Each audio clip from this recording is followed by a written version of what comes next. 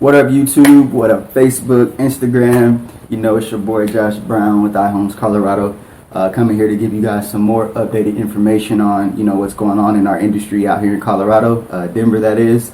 And, you know, we've been hearing a lot of whispers in the wind that there's going to be a lot of evictions to come, you know, for future down the road because of all this COVID stuff.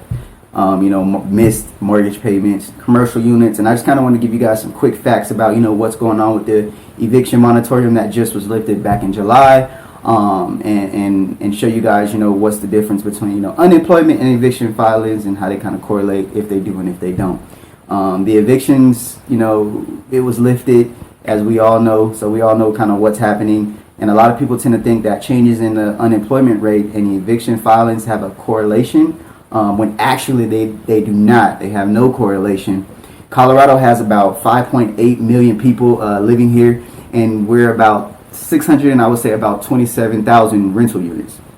You know, and then the eviction filing rate is about less than 0.5% of all the actual rental transactions. So, you know, even though we're having this pandemic, there's a lot of options out there for homeowners. Not so much renters, but I'm pretty sure they're going to come out with something here probably within these next few weeks.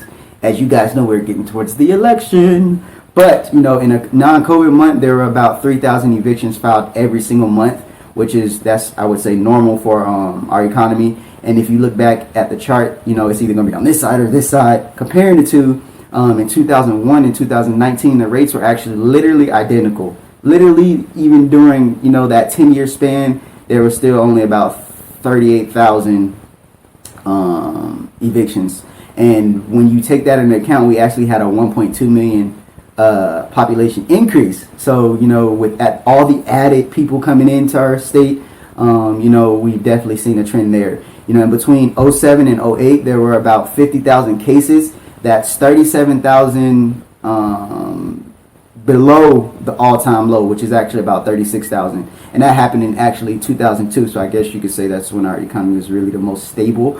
And we all know the unemployment rate was crazy high in 07 and 2010. But if we look at that between 2007 and 2010, the eviction filings actually fell, which is weird because we're actually in a recession. And then if you look at the unemployment rate right now compared to, you know, what the unemployment rate was in 2010, back when everything was happening, the unemployment rate was at about 8.7.